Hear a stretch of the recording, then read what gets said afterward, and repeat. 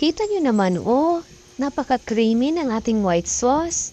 Nakakatakam. Nasubukan nyo na ba itong mini messy pancake? 1 cup lang po yan. Ang dami nang nagagawa. Kapag ito ang ginawa nyo para sa inyong mga chikiting, tiyak na nabugustuhan nila ito. Tara, umpisahan na natin.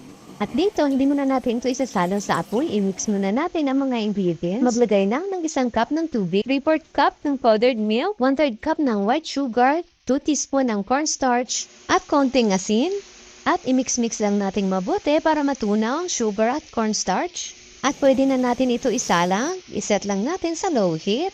Ayan, nag-start na mag-sticky ang ating white sauce. At pwede na natin ilagay ang ating margarine para mag-shiny, shimmery ang ating white sauce. Charot.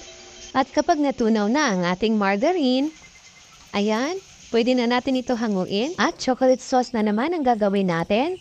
Maglagay lang ng 1/2 cup ng powdered milk at 1/2 cup ng sweetened cocoa para hindi na tayo maglagay pa ng asukal, konting asin, at 1 cup ng tubig. At i-mix-mix lang natin itong mabuti. Kung wala po kayong sweetened cocoa, unsweetened na lang po ang gagamitin nyo. Magdagdag na lang po kayo ng asukal. At pwede na natin ito isalang. I-mix-mix lang natin para hindi dumikit sa ilalim at masunog.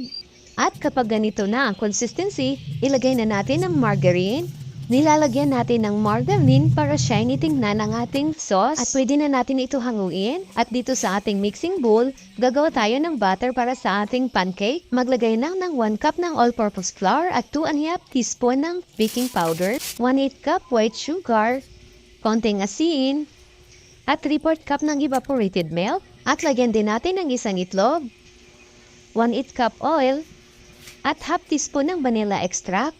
At i-mix-mix lang natin itong mabuti hanggang sa makuha po natin ang tamang consistency. Ganito po.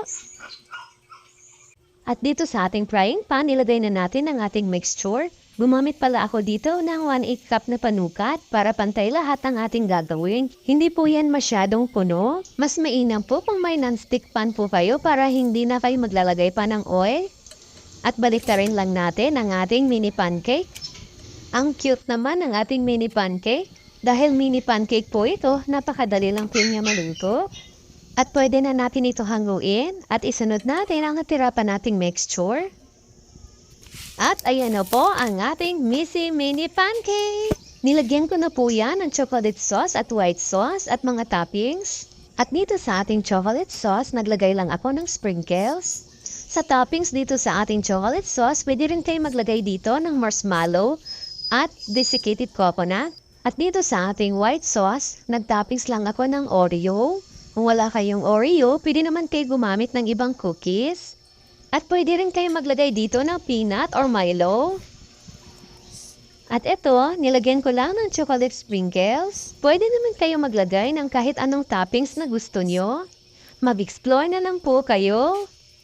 Tara, tikman na natin. Napaka-creamy ng ating white sauce. Ay, ang sarap. Parang melted white chocolate talaga ang lasa niya. At may ekstrang sarap pa dahil sa mga toppings. At tikman din natin itong chocolate. Mga chocolate lovers dyan. Ay, ang sarap. Malambot at masarap din kasi ang ating pancake. Hanggang sa susunod po.